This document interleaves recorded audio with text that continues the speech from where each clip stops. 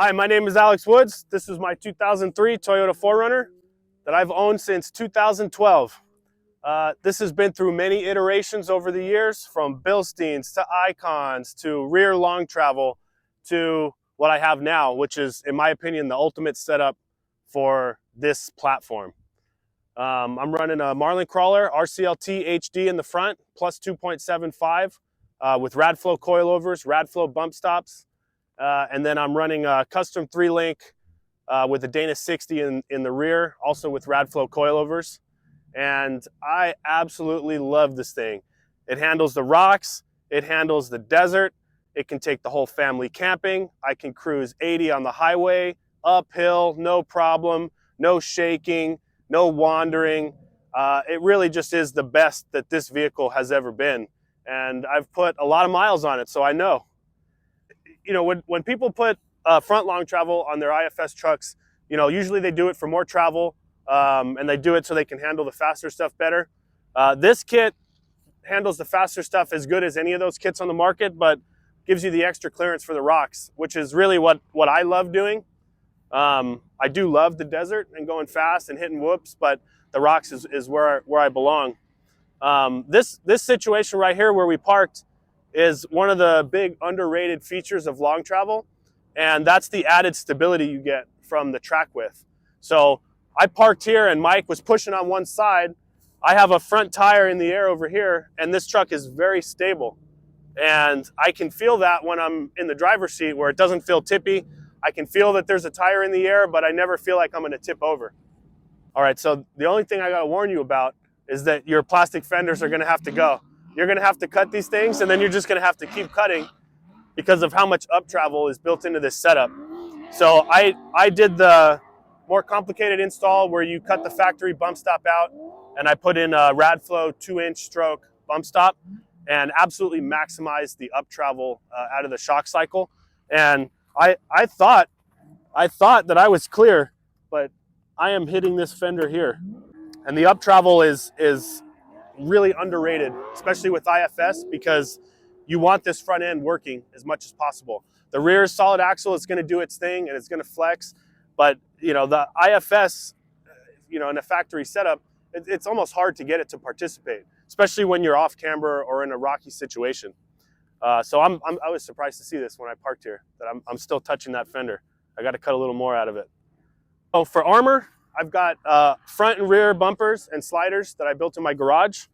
I am, you know, kind of a novice to intermediate welder, and I was able to install the Marlin kit in my garage basically with no help. I had a buddy come over and help me, and Big Mike was nice enough to come down and check out the build as I was going, and you know, took some suggestions that I had, which is just awesome to have the support from Marlin Crawler. I have front and rear air lockers that I wired into factory style OEM looking switches on the interior to keep things kind of clean, give it that OEM plus look. I'm running SCS wheels, BF Goodrich KM3 37-inch tires. I think the tire size is a really good balance for rock crawling and for going fast through the desert.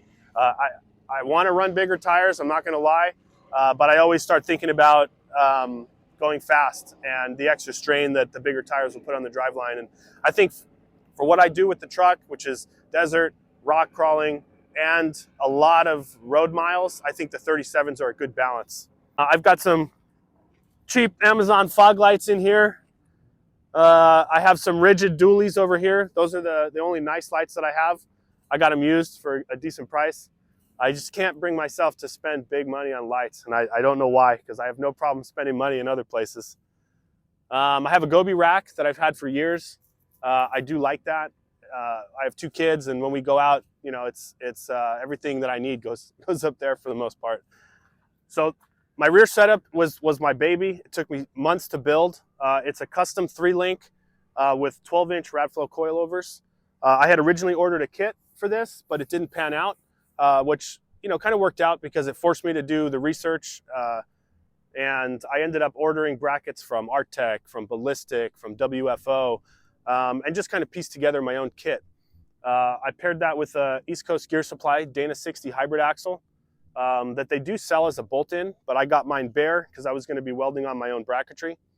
And then I put this anti-rock on to get a little bit of the body roll down, and that helped a lot. And one thing also about the anti-rock is that it helps the front end to do more work, especially in the rocks, by putting a little bit of extra force onto the rear suspension. One thing I highly recommend for anybody that's going to build their truck out or put RCLT on the front is to get the compression adjusters on your coilovers. I can't even overstate how much of a difference it makes when you flip those from all the way low to all the way high. And it's really nice to be able to have some adjustability for different terrains. Rear bumper I built. Took me a long time to finish because I kind of pieced it a little bit here, a little bit there.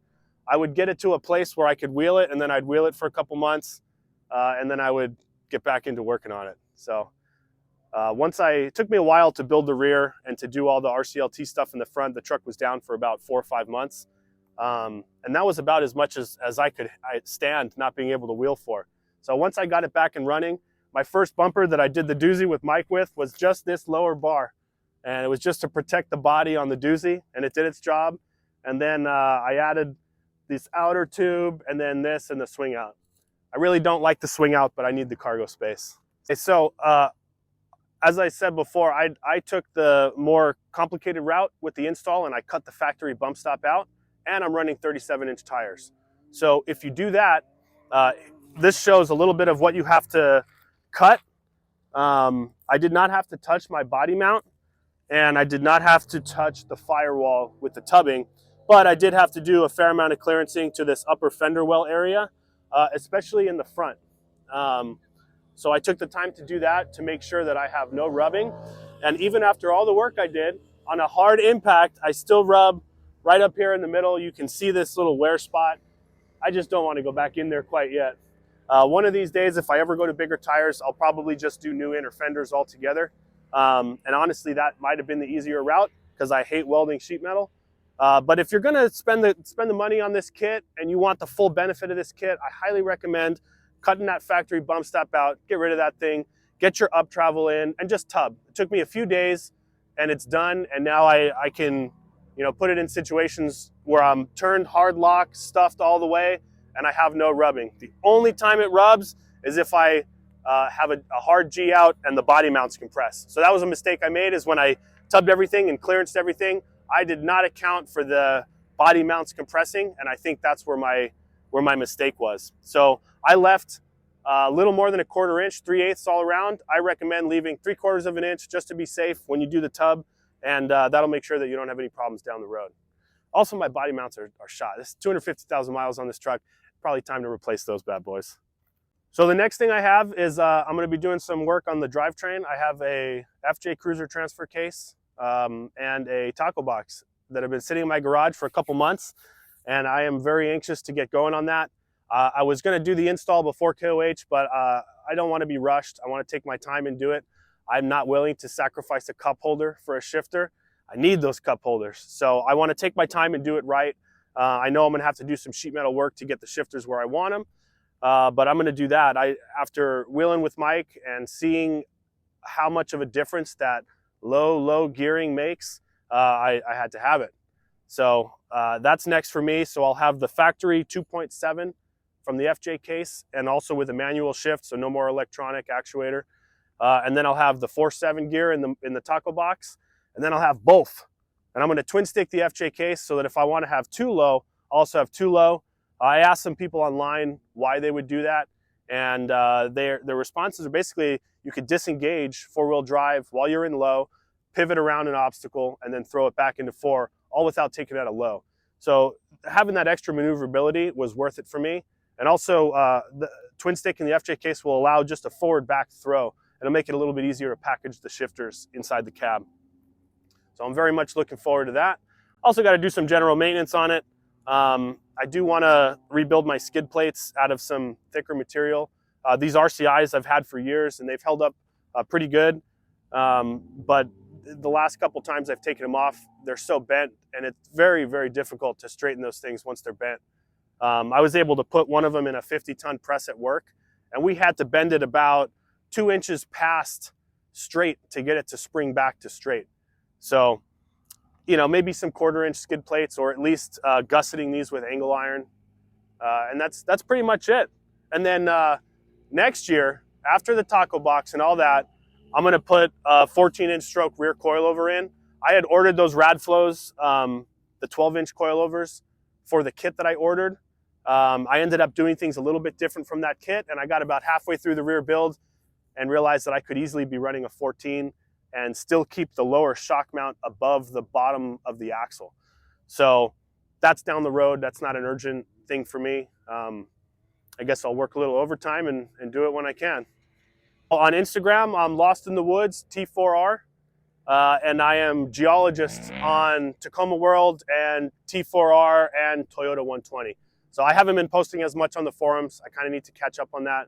I keep most of the build stuff going on Instagram, and I do have some story highlights for my RCLT install with tons of pictures, and for the 3-link and for the bumper builds. So if you're interested in that stuff, check it out and give me a follow. Appreciate it.